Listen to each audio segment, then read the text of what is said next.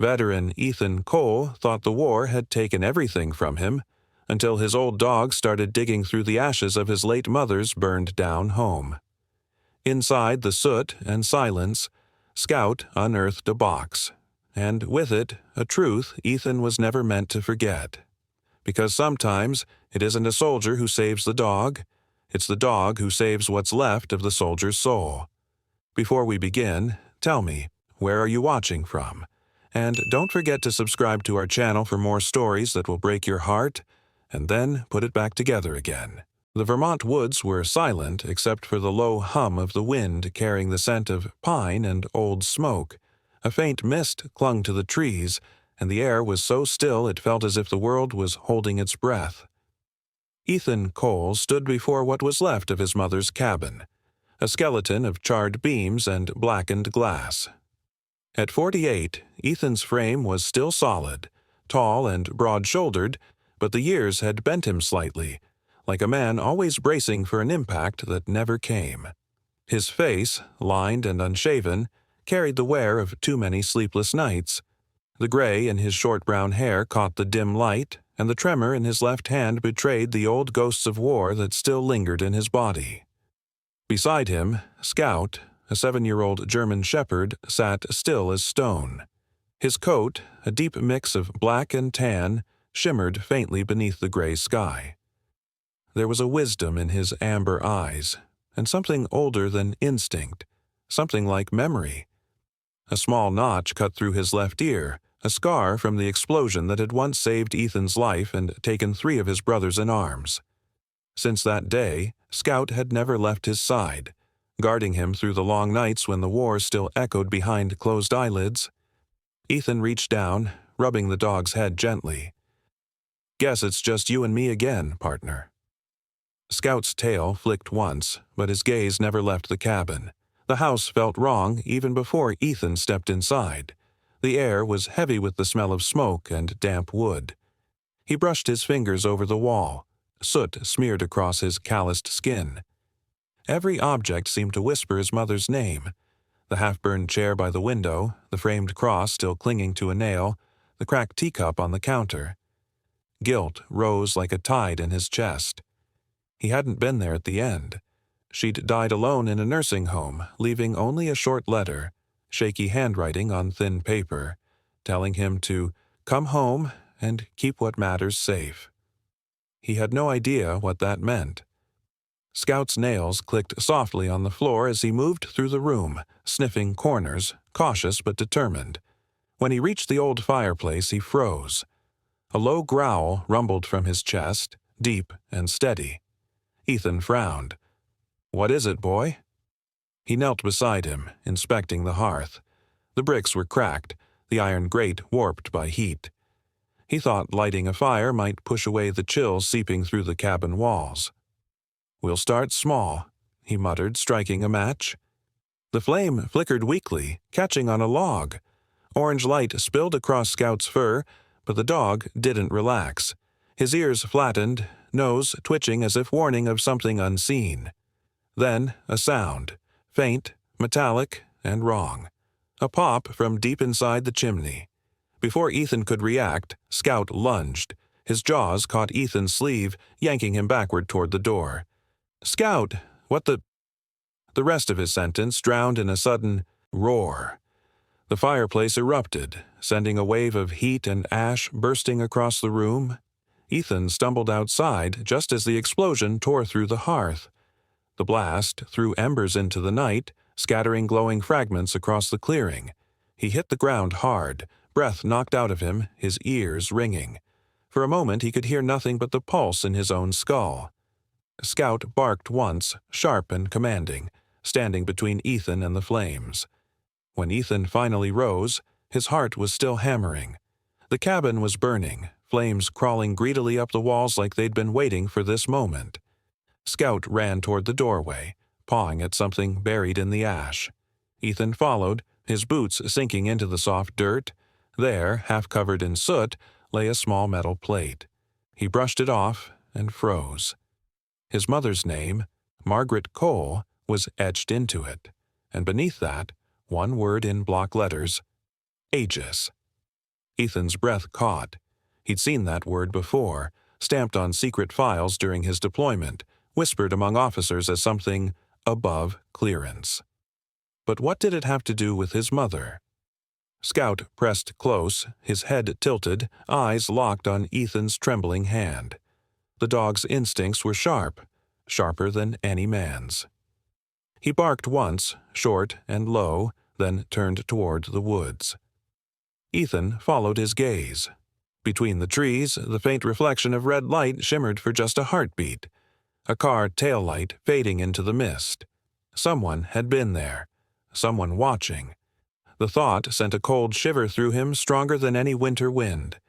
Ethan clenched the metal plate tightly, the heat of it burning against his palm.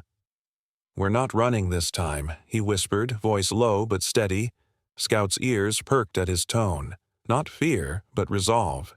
The dog gave a quiet huff, the kind that sounded almost like agreement. Behind them, the cabin groaned as its roof caved inward, sparks bursting upward into the dark sky. Ethan looked down at his companion, the only living soul he trusted. "Whatever's coming, we face it together, all right?" Scout met his gaze with eyes that seemed to understand more than any human could. As the fire devoured the last of the home behind them, Scout stepped forward, his silhouette framed by the orange glow, fur rippling in the wind. He turned to the forest, let out a single, sharp bark, then stood still. Every muscle tense, ears pointed toward the unseen. Ethan followed his line of sight into the darkness. Somewhere out there, beneath the quiet of the trees, something waited. And the dog, somehow, already knew it. The morning after the fire, the forest was wrapped in a pale fog that smelled faintly of smoke and rain. The cabin was now nothing more than a skeleton of blackened beams, and Ethan Cole stood among the ruins, staring at what was left of his mother's life, and perhaps his own. His clothes were streaked with soot, his eyes red from a night without sleep. Scout lay nearby, his fur dusted with ash, his head resting on his paws. Every so often the dog's ears twitched at the faint crackle of wood still smoldering. When Ethan finally spoke, his voice was rough, low, like gravel dragged across steel. "We'll rebuild it, buddy," he said softly, though he didn't believe it himself. The metal plate engraved with Aegis hung heavy in his coat pocket, pressing against his ribs like a reminder that some fires never truly die. Scout's behavior began to change over the following days. At first, it was subtle. A restless pacing at night, short bursts of barking at shadows, the way his tail would stiffen when Ethan mentioned his mother's name. Then came the digging.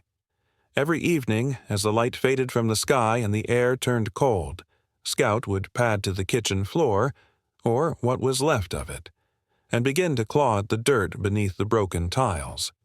His movements were deliberate, almost ritualistic, as if he knew exactly what he was searching for. Ethan tried to stop him once, but the dog had looked up with eyes so full of desperate purpose that Ethan couldn't. He sighed, crouched beside him, and brushed away the dust with his hands. His fingertips hit something hard, metal on stone. Beneath the layer of ash and dirt lay a small collar, old but intact, its silver tag still glinting faintly despite the grime. The engraving was delicate, feminine, and unmistakably familiar. To Scout. For protection. Ethan froze. His heartbeat faltered. He had always believed Scout came from a rescue shelter 5 years ago, a transfer from a military K-9 program that needed homes for retired dogs. That was what the paperwork had said.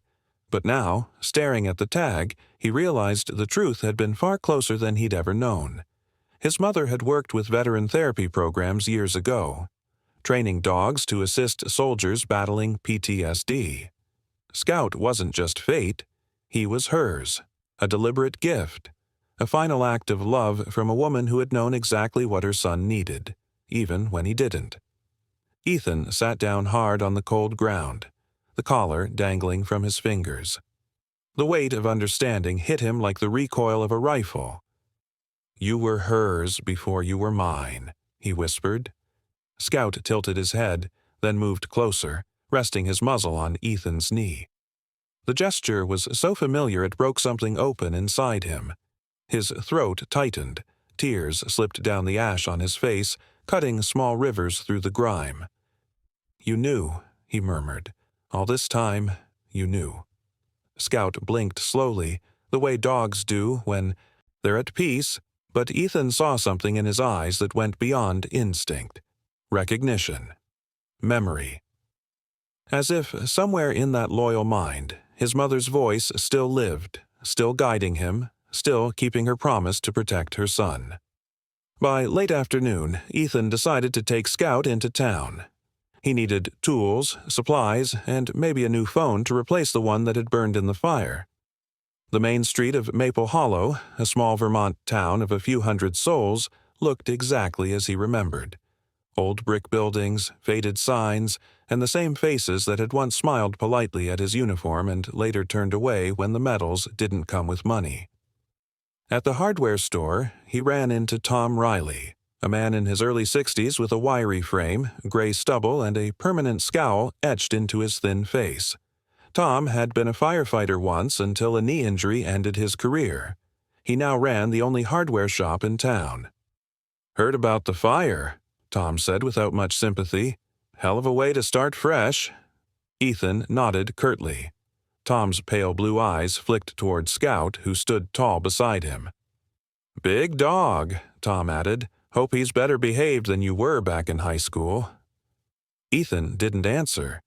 Scout's low growl was response enough. They left quickly, heading back before dusk. The drive up the narrow forest road was silent except for the hum of the engine. Scout sat in the passenger seat, occasionally glancing at Ethan as if sensing his unease. When they reached the property, the last light of day had already died behind the trees. The cabin stood in shadow, the remains of the roof creaking softly in the wind. Ethan opened the truck door, and Scout leapt down, sniffing the air immediately. His tail lowered, ears rotating forward, alert. "Easy," Ethan murmured, resting a hand on the dog's back. The fur beneath his palm bristled. There was something out there beyond the tree line. A scent, a sound, something unseen. Scout growled, deep and guttural, then took a step toward the woods. Ethan followed his gaze. For a second he thought he saw movement, a flicker of black against the pale moonlight. Then headlights flashed. A dark SUV sat half hidden among the trees, its engine idling silently. Ethan's chest tightened, the same red glow from the night of the fire. Someone had come back. Scout barked once, sharp and defiant, the sound echoing across the clearing. The SUV didn't move at first, and then, just as suddenly, its lights blinked out. Silence. Only the whisper of wind and the low rumble of Scout's warning remained. Ethan knelt beside his dog, gripping the collar in his hand. "You were right, boy," he said quietly. "They're not done with us." Scout's gaze remained fixed on the darkness, his breathing steady, his body rigid with readiness. The old soldier in Ethan stirred again. Not fear, but the instinct to survive, to fight back. "If she trusted you to protect me," he murmured, "then we finish what she started." Scout pressed his head against Ethan's shoulder once before turning back toward the trees, his amber eyes gleaming like coals under the fading light. Inside the broken cabin, the wind howled through the gaps in the walls, scattering ash across the floor. The fire had taken his home, but something far more dangerous had just awakened. The morning sunlight barely reached the charred ruins of the kitchen as Ethan Cole knelt near the broken floorboards, his rough hands brushing away soot that clung like a second skin. The cold air stung his lungs, carrying the lingering scent of burned pine and iron. Scout stood beside him, his thick black and tan fur bristling, tail raised in a posture Ethan had seen countless times before. Not fear, but focus. The dog's amber eyes darted between the floor and the dark corners of the room. Every few seconds he would let out a low growl, deep and steady, the kind that told Ethan something was wrong. "What is it, boy?" Ethan muttered, his voice hoarse from smoke and sleeplessness. His fingertips scraped over a metal edge. It wasn't a nail or pipe. It was flat, deliberate, built to hide. A hinge. He knocked once. The hollow echo confirmed it. A hatch. He pried the boards loose with an old crowbar. The wood cracked loudly, splinters cutting his palms, but he didn't care. Beneath lay a square iron hatch bolted into the earth. The hinges groaned as if waking from decades of silence. Scout began to whine softly, circling the spot, his breath fogging in the cool air. His tail stiffened, his paws frozen mid-step. Then he barked once, sharp, commanding. Ethan hesitated, hand on the latch. The air leaking through was cold and stale, carrying the faint earthy smell of a forgotten cellar. For a moment, the soldier in him hesitated. This was how it had felt in Afghanistan when you weren't sure what waited beyond a door. Silence and the unknown. But he opened it anyway. The hatch lifted with a metallic groan, and a rush of damp air poured upward, prickling his skin. A narrow staircase descended into the earth, swallowed by darkness. Ethan took his flashlight, the one scarred and dented from years of field work, and began his descent. Scout followed close, each step cautious but sure, his nails tapping lightly on the stone. The deeper they went, the colder the air became, thick with dust and something ancient, the smell of stone, oil, and time.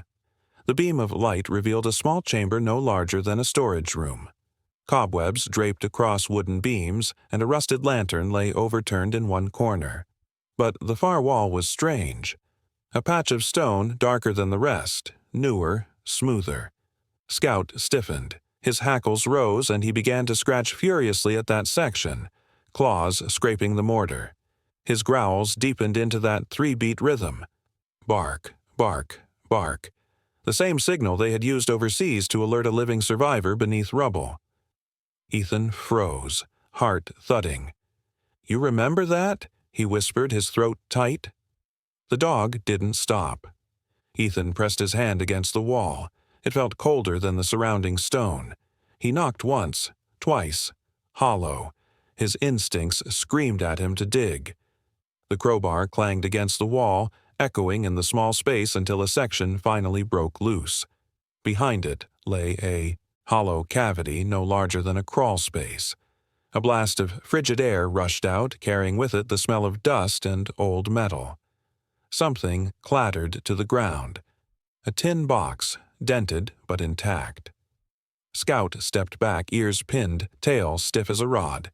Ethan crouched, flashlight trembling slightly in his hand, and opened the box. Inside, wrapped in oilcloth, lay a small external hard drive and a military identification tag. When he turned the tag over, the engraved letters froze his breath. Operation Aegis. Margaret Cole. His mother's name.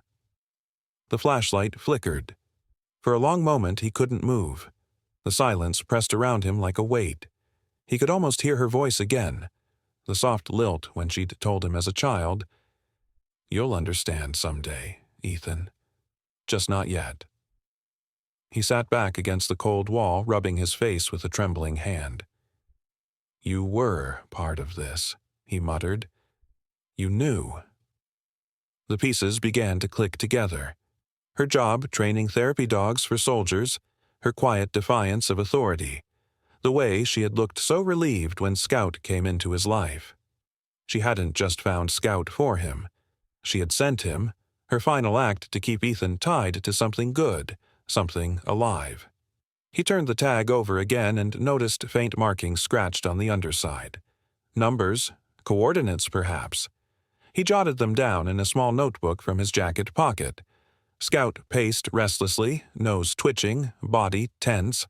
Then he froze. His ears flicked upward, and his gaze shifted toward the stairs. Ethan heard it too, a low, steady hum from above. An engine. The same deep purr as the black SUV he had seen hiding in the woods. Ethan switched off the flashlight, plunging the cellar into darkness. For a moment, there was only the sound of his heartbeat and the faint scrape of boots or tires on gravel outside. He crept up the steps and peered through a crack in the floor. The SUV was there again, parked just beyond the tree line, headlights off but exhaust puffing faintly in the cold morning air. His jaw tightened. Whoever it was hadn't come to watch this time. They were waiting. He ducked back down, motioning for Scout to stay silent. The dog obeyed, but kept sniffing, his breath sharp and uneasy. That's when Ethan smelled it. Faint at first, then stronger. Gasoline. It dripped from the floorboards above, drop by drop, soaking into the dirt. His blood went cold. "They're burning us out," he whispered.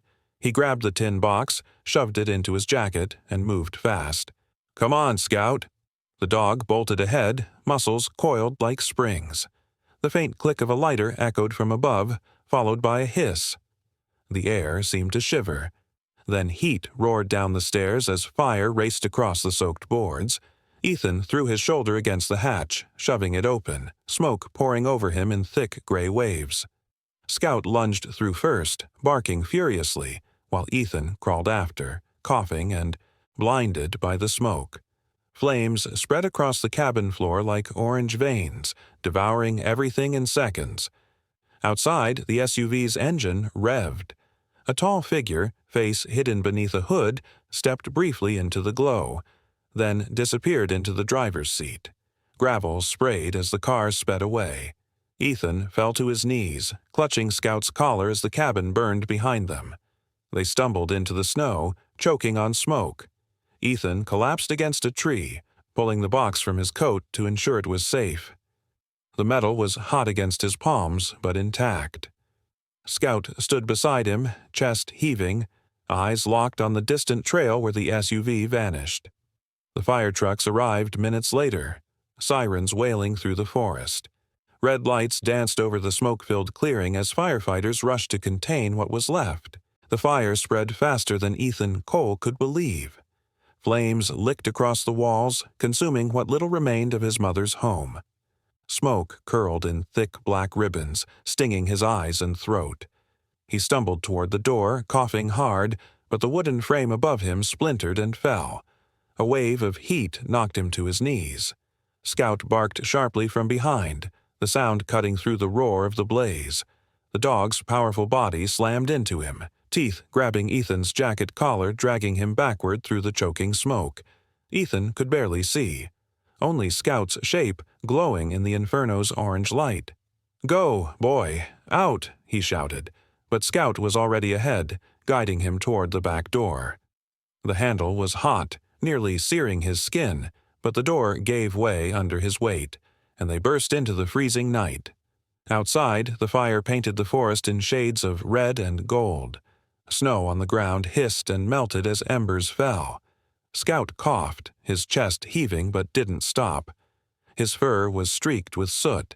The tip of his ear burned, yet he moved with the strength of an animal that refused to fall. "Keep moving," Ethan gasped, half running, half stumbling toward the tree line. Behind them, the cabin collapsed with a thunderous groan. The SUV's engine roared again, headlights cutting through the dark.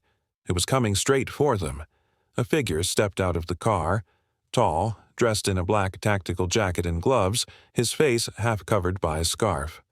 Even from a distance, Ethan could see the hard, angular lines of the man's jaw and the gleam of cold determination in his eyes.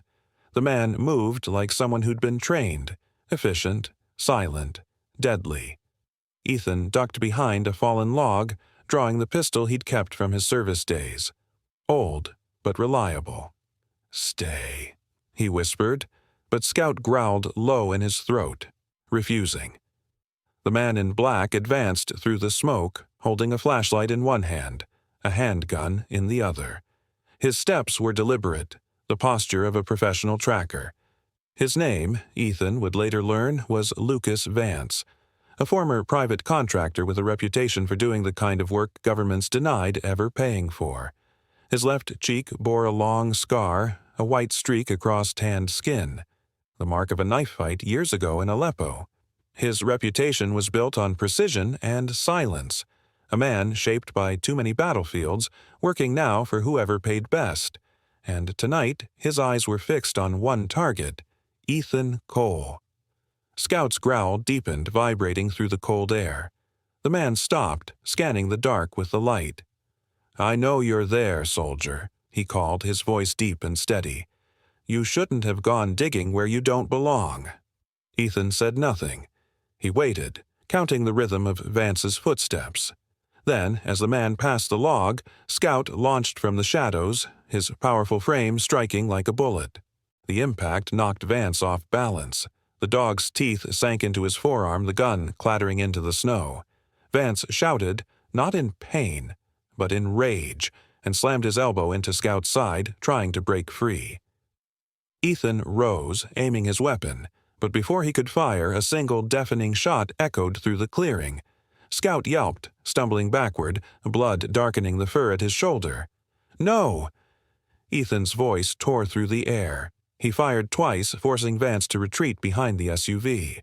The vehicle's tires screamed as it reversed, then sped down the forest path, vanishing into the night.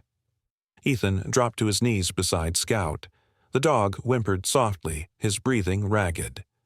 "You're okay, boy. You're okay," Ethan whispered, pressing his hand against the wound. Blood oozed through his fingers, warm against the winter air. He tore a strip from his jacket and wrapped it tightly around Scout's shoulder, hands shaking.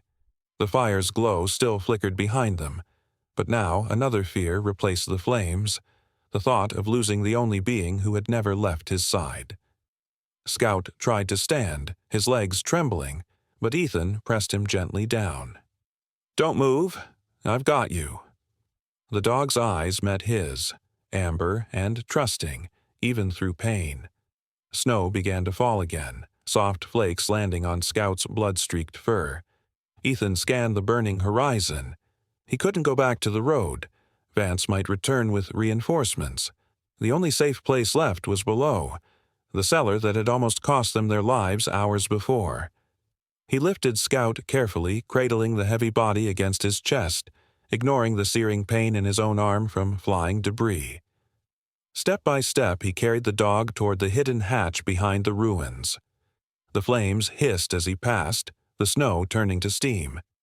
With one last effort, he kicked the door open and descended into the darkness. Inside the cellar, the air was thick and stale, but mercifully cool. Ethan set Scout down on an old tarp near the wall and switched on his flashlight. The beam trembled over stone and ash.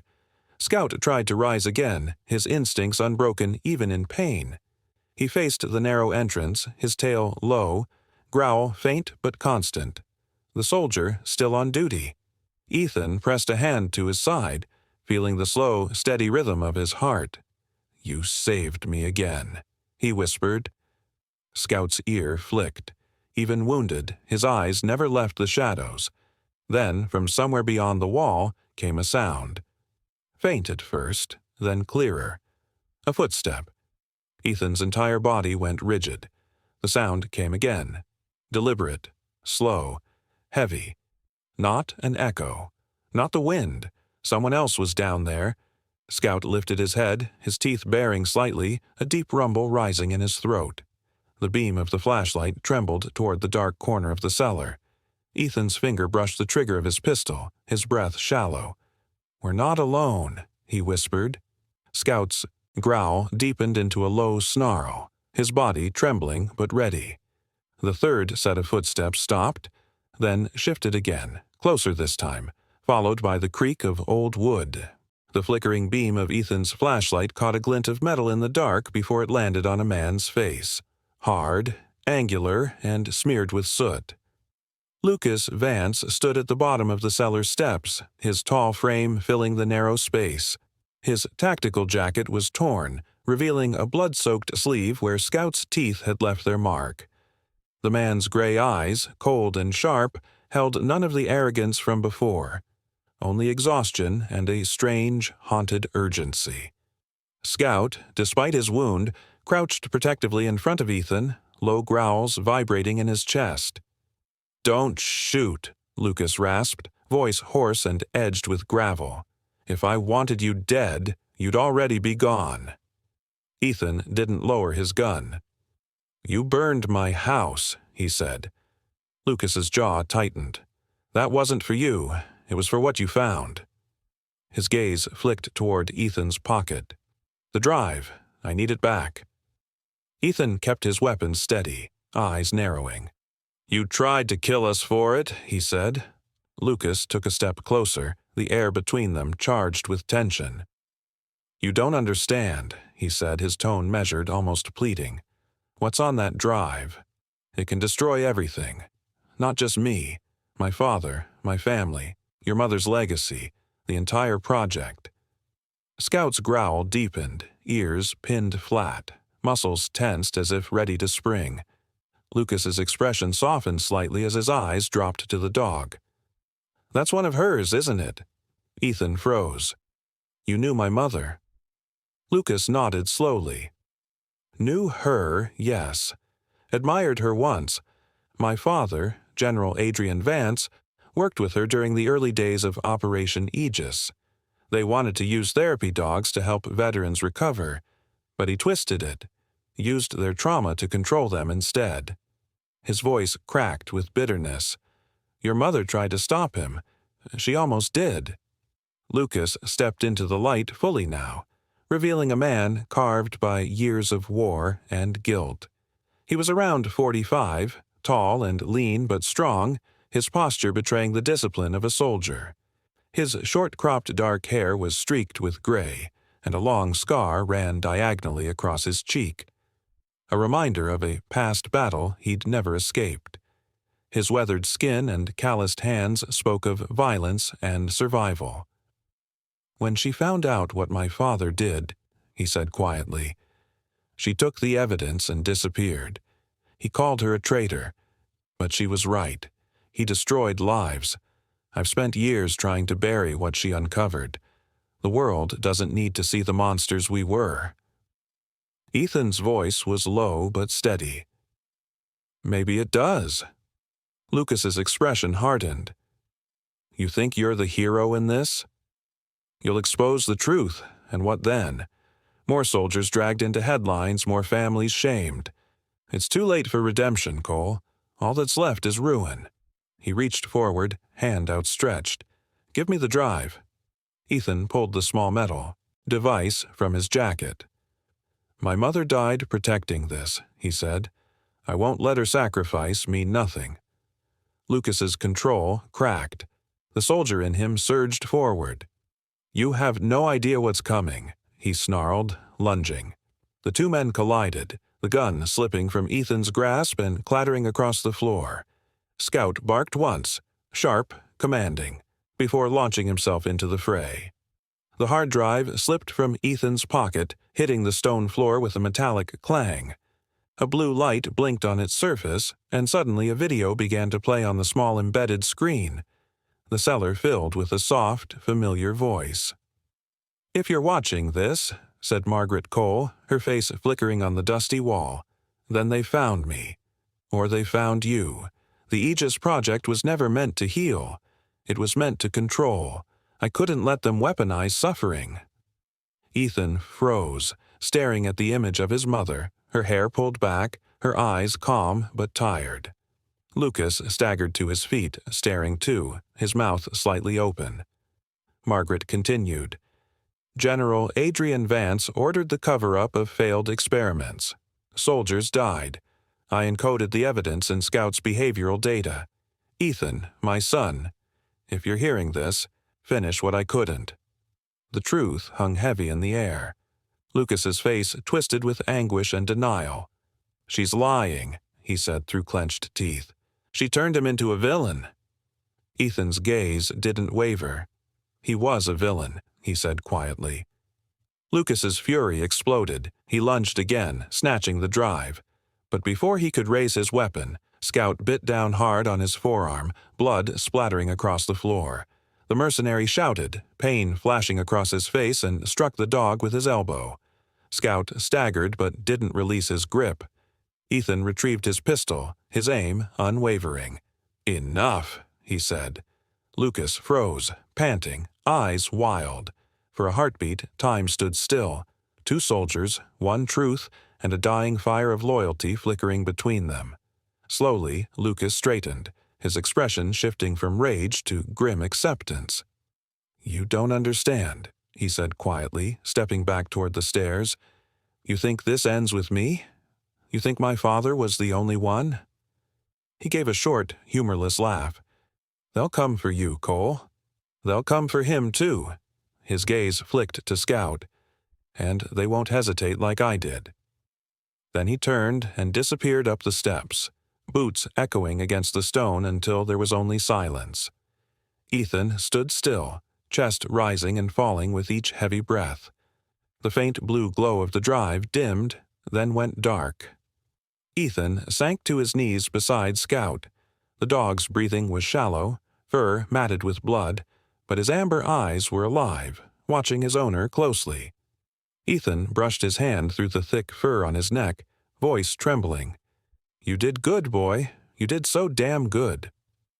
Scout blinked slowly, the faintest flicker of peace in his eyes. Then, as if understanding more than words could express, he turned his gaze toward the extinguished screen. It was as though he were reminding Ethan, "This is what she died for." Rain poured like a relentless curtain, drowning the burning remnants of Ethan Cole's home. The night smelled of smoke, oil, and fear. Thunder cracked over the Vermont woods as Ethan crouched near the cellar hatch, clutching the hard drive against his chest. Scout stood beside him, soaked and trembling, his injured shoulder slick with blood. His once bright amber eyes were clouded with pain but still focused, still loyal. Ethan brushed his hand over the dog's head. "Stay close, buddy. We're not done yet." The faint crunch of boots echoed through the trees, and Scout's ears pricked up instantly. Ethan turned off his flashlight, letting darkness swallow them both. A harsh voice carried through the rain, deep, calm, and commanding. "Ethan Cole, come out and hand over the drive. You can't run forever." Through the sheets of rain, Ethan spotted movement, 3 shadows advancing in formation. Mercenaries. Their tactical lights cut through the mist, beams sweeping across the charred ground. The lead figure, a massive bald man in a tactical vest, moved with a soldier's discipline. His name, Ethan would later learn, was Marcus Hale, a former Marine turned mercenary, known for brutality and precision. His arms were thick as tree trunks, veins visible even in the dim light, and a faded tattoo of a coiled serpent wrapped his neck. Behind him, Reed, a wiry man with sharp features and a cruel smile, scanned the darkness with an assault rifle at the ready. The youngest, Dawson, no older than 30, followed nervously, his flashlight trembling slightly with each step. He had the wide eyes of someone who still thought violence had meaning. "Spread out," Marcus barked. "The dog's dangerous. Shoot if it moves." Ethan's pulse quickened. He remembered something his mother once said, "Always have 2 exits, even in peace." The hidden escape tunnel she had shown him as a boy, laughing as she explained it was for emergencies. Now it might save their lives. Ethan found the rusted latch beneath the moss near the cellar. "Come on, Scout." The dog limped but obeyed, disappearing into the narrow tunnel first. The space was tight, the walls cold and damp. Ethan crawled after him, clutching the drive and his pistol. The sound of boots thundered overhead as the mercenaries reached the cabin ruins. "He's here!" Reed shouted. Ethan and Scout moved faster. Mud soaked their clothes, roots scraping their skin. Scout paused, sniffed, then growled softly. Danger was close. They emerged into the open forest near the ridge.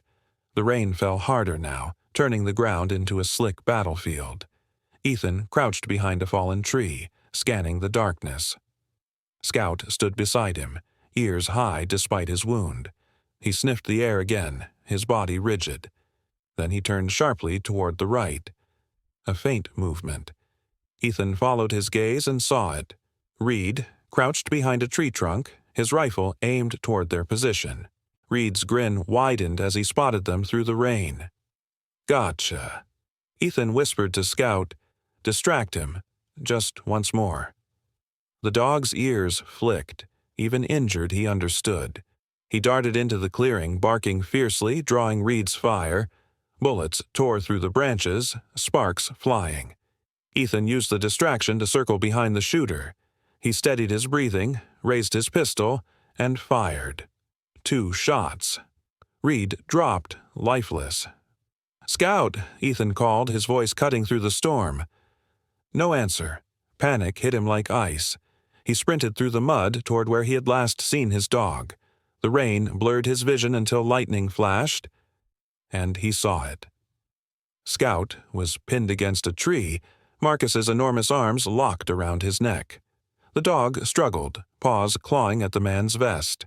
"You should have stayed in the cage, mutt," Marcus hissed. Ethan didn't hesitate. He raised his pistol and fired once. The bullet tore through Marcus's shoulder. The second shot hit him in the chest. The man stumbled backward, releasing Scout before collapsing into the mud.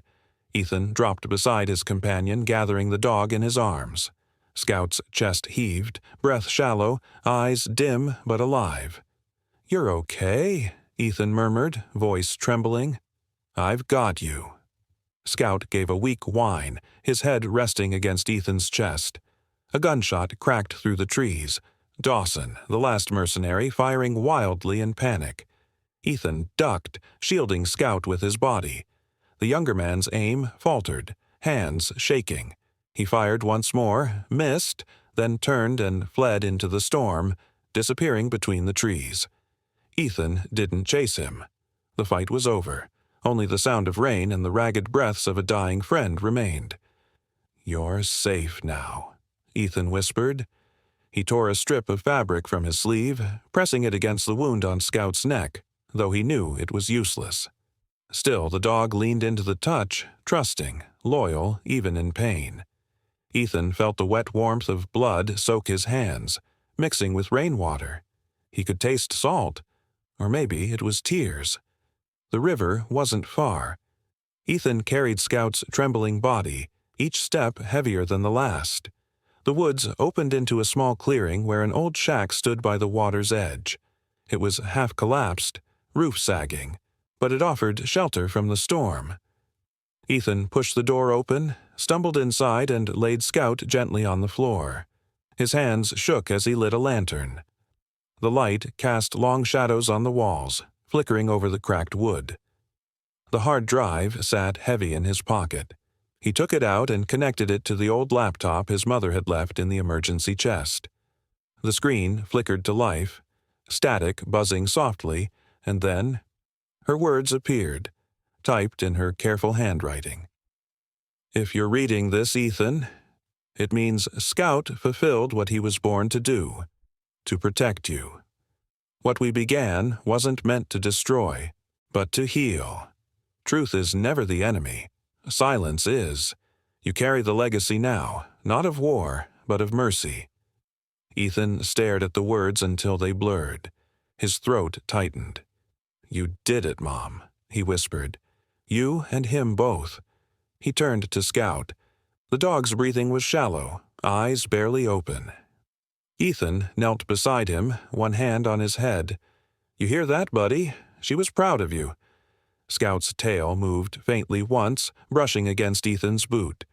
His amber eyes locked on Ethan's face, soft and knowing. The storm raged outside, but in the small wooden shack, time seemed to hold its breath. "You can rest now," Ethan whispered. "You kept your promise." Scout exhaled slowly, his chest rising one last time, and then stilled. Dawn broke softly over the Vermont hills, the storm finally spent. The world smelled of wet pine and new beginnings. Ethan Cole stood by the riverbank, the hard drive clasped in his weathered hands, its once scorched metal casing reflecting the pale light of morning. Scout lay beside him, weak but breathing, wrapped in an old wool blanket. His fur, once a proud mix of black and tan, was matted with dried blood and rainwater. But his eyes, those steadfast amber eyes, still watched Ethan as if making sure his human had survived the night. The fight was over, but the war for truth had just begun. Ethan took one last look at the forest that had nearly claimed them both, then whispered, We finish this for her. He lifted Scout into the truck and drove toward the nearest town, the rising sun glinting off the cracked windshield. It took 2 days of traveling, hiding, and tending Scout's wounds before Ethan reached Washington, D.C., where he walked into a federal building carrying nothing but a battered duffel and a wounded dog. The guards froze when they saw him, a man with the posture of a soldier but the weariness of a ghost. His clothes were torn, his beard rough, and his blue eyes carried both exhaustion and unyielding resolve. When he handed over the hard drive to the agent in charge, he said only, "This belongs to the truth." The agent, a woman named Agent Rebecca Hall, tall and composed, her dark hair tied in a low bun, studied him for a moment. Her gray suit was immaculate, but her gaze was tired, the kind of tired born from years of seeing too much corruption. "Mr. Cole," she said, her tone cautious but respectful, "if what's on this drive is what you say it is, it could bring down men who've been untouchable for decades." Ethan gave a faint, grim smile. Then maybe it's time. The next months unfolded in a blur. Operation Aegis became front-page news. The data from the drive, Margaret Cole's files, exposed a network of illegal psychological experiments, secret trials, and falsified medical research that had cost dozens of veterans their lives. General Adrian Vance's name led every headline. His empire collapsed within weeks. Some of his associates were arrested, others fled the country. Ethan avoided the cameras, the interviews, the noise. He didn't want fame or vengeance. He wanted peace. The only thing he accepted was the government's compensation, an acknowledgement of what his mother and Scout had sacrificed. He used that money, along with his mother's old property in Vermont, to build something new. 1 year later, the place that once held nothing but ashes was reborn as Scout Haven, a rehabilitation center and training ground for therapy dogs. The wooden lodge stood at the edge of a meadow surrounded by pine and wild flowers, its porch bathed in the warm gold of early autumn light. Children laughed in the distance, chasing after German Shepherd pups still learning commands. Veterans sat nearby, some in wheelchairs, others standing with prosthetic legs, their eyes following the animals with quiet joy. Ethan moved among them like a teacher and a guardian, his voice calm and sure. His hair was flecked with more gray now, his face leaner, but the heaviness in his eyes had softened. He wore simple clothes, an old denim shirt and faded jeans, but there was a quiet dignity in his posture. Scout, though older and slower, was still the soul of the place. His limp never fully healed, and his runs were short now, but his spirit remained fierce. He had become something of a legend to the veterans who trained there, a living symbol of survival. When new recruits arrived, Ethan would tell them, "Scout's not just a dog. He's proof that even after the fire, loyalty doesn't burn away." The old shepherd would sit nearby during these lessons, tail sweeping the wooden porch slowly, amber eyes reflecting the firelight from the evening lamps. One afternoon, as the sun dipped low, painting the world in copper and gold, Ethan gathered a small group of children and veterans outside the lodge for their first official session. He stood at the center of the field, Scout beside him, surrounded by a few excited puppies. "Today," Ethan said, his voice steady, "we start with one rule. Always face the light, even when your heart feels broken." His gaze drifted down to Scout, who watched him with that familiar look of understanding. Ethan knelt and placed a hand gently on the dog's graying head. "You taught me that," he whispered. Scout leaned into his touch, eyes closing briefly, his breath deep and even. Time seemed to slow around them. The wind rustled through the trees, and the scent of pine mixed with the faint laughter of the children nearby. Ethan smiled softly. "You didn't just save me," he murmured, voice trembling with emotion. "You saved Mom, too. You saved everything she stood for."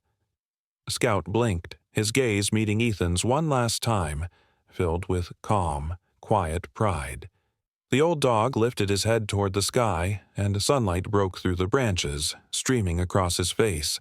His eyes glowed with that same gentle strength that had carried them through every storm. Ethan stayed still, hand resting on the loyal heart that had once beat beside his in battle and in loss. The moment stretched, eternal in its peace.